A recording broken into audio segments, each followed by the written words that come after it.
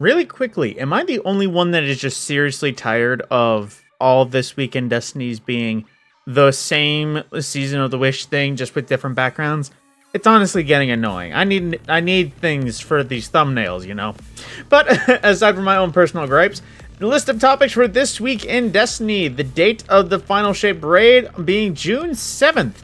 Final Shape clan updates, Fireteam Finder is leaving beta, Into the Light content in year 10, meaning that we probably have plans for at least 3 more. Hang on, what year are we on? Year 6?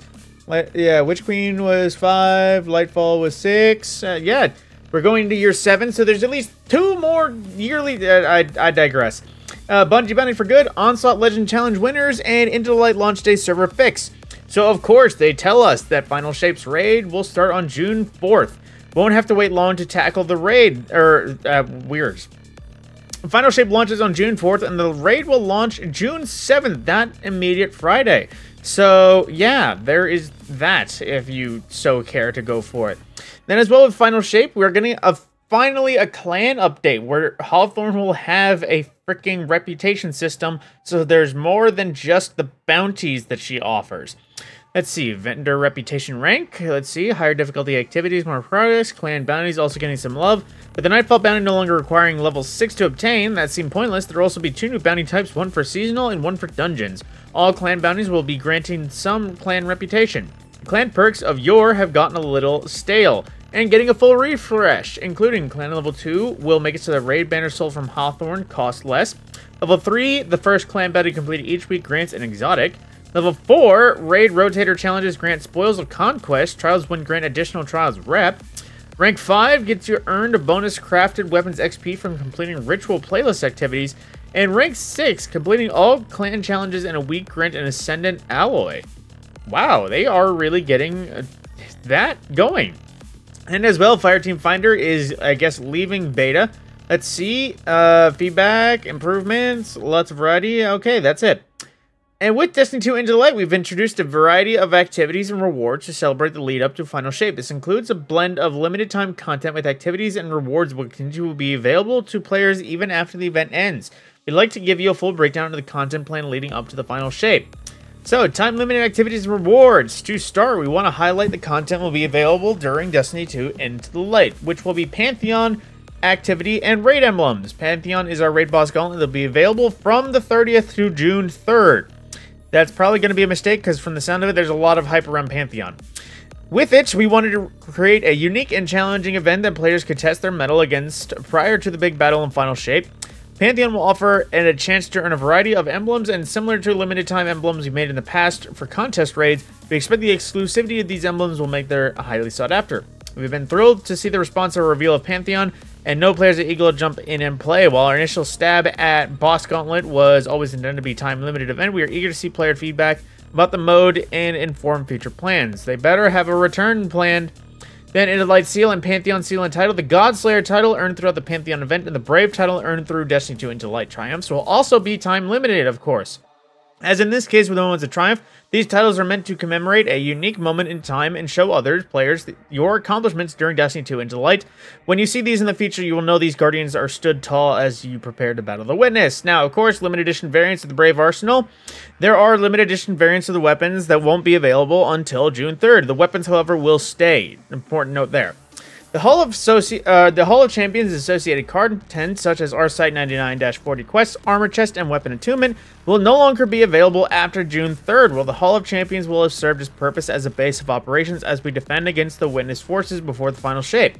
Some of the content associated with the Hall of Champions, like the armor sets, will still be available in the future. Based on the reaction to Destiny 2 Into the Light, we decided that Super Black Shader will return later on as well, but the best time to grab these events is before the Final Shape while they have a deterministic path. We like the attunement experience so far, and it won't be available right at the launch of Final Shape, but we are working on bringing it back a new attunement experience for Brave weapons sometime during Echoes, which is one of the planned episodes after the future.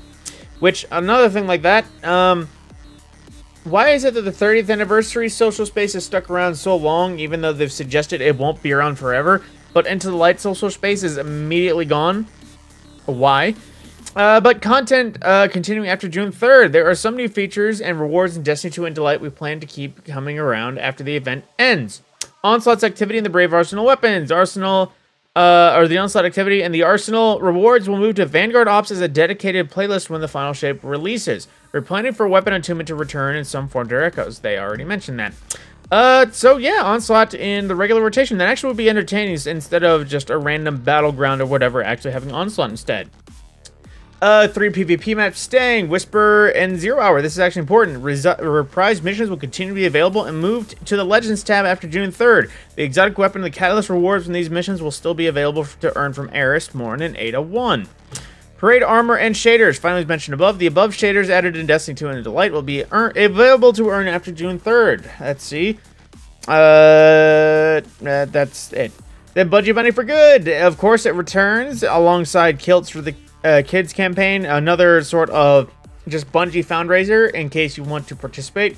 Join on the Bungie Fight Team today with Benny and Pure Chill. Let's see details for the stream, stuff you'll be seeing, and of course the Bungie Foundation to tune in, and of course emblems I imagine for either watching or just participating, and of course Onslaught's Legend winners, whatever that was, and launch day server fix. Let's see. In preparation for final shape, we are validating the settings for every service that could have this kind of problem. Let's see, I guess they're talking about... Okay, yeah. Let me actually read this in case. Launch day issues, avoid similar issues. In preparation for the final shape, our data center underwent a full upgrade last year. In the past, we've run out of server was a combination of configurations which made understanding performance and load balancing tricky. This time, we preferred a single setup and was more than powerful than the previous versions. In our early load testing, we didn't fully saturate our server CPU usage. Because the testing showed that we were able to achieve our target concurrency members at this range of CPU usage, we concluded the testing.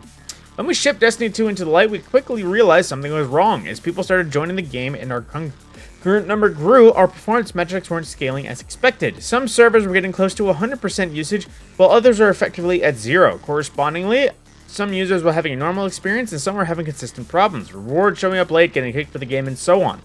Realize that the servers are not fully utilizing the available hardware resources. Additionally, the operating system misconfiguration and reporting problem was causing our load balancer to stress the servers even further. Once we understood that root cause, we mitigated the immediate problem on launch day at adding additional servers. This gave us enough breathing room to prepare for the real fix. The next morning, we deployed that fix to allow the servers to be able to use all the machine resources. In preparation for final shape, they are validating the settings for every service that could have this kind of problem, improving reporting so that we can monitor the behavior of load balancing, running additional stress scenarios and adding more test coverage for our servers, running performance comparisons for servers running under different configurations, and reevaluating our capacity estimates to ensure we have the right hardware in place for launch. Which I've always been saying this, I know Bungie doesn't listen to me because why would they? But honestly, if you need to prepare for a server, pretend that every person who owns Destiny 2 is going to be online for the launch. Just pretend that's what's going to happen and accommodate accordingly. And there's a good chance you'll be able to hold out. I know obviously some people are going to buy it or log in on the day of the DLC launch. But, you know, just anticipate every person that you know has a copy or a profile on the Bungie site and prepare otherwise. Now, for the Final Shape pre-order items, players looking to claim their items from pre-ordering the Final Shape need to visit the special deliveries kiosk in the tower to receive anything you have not claimed. Anyone unable to claim these items they are expecting should double-check the status of their pre-orders within the platform the pre-order was purchased.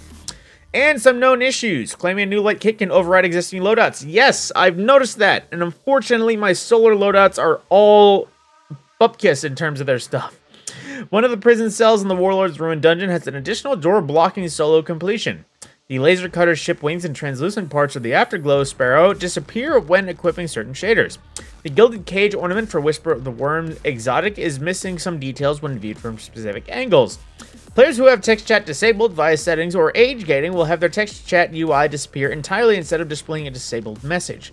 And some players experiencing issues with no game audio since update 7.3.6 should attempt to set their in-game voice chat settings to off. And from that point, that is everything except art and movie of the week. So, some info that I suppose is to be taken lightly, or at least should be kept track of, because obviously they did reiterate what is going to be leaving and coming back. Although, I don't know why they said year 10. That seems like bait to sound like we are going into at least 3 more years of Destiny, but I guess I think they might have just typoed that, because year 10 is literally 2027.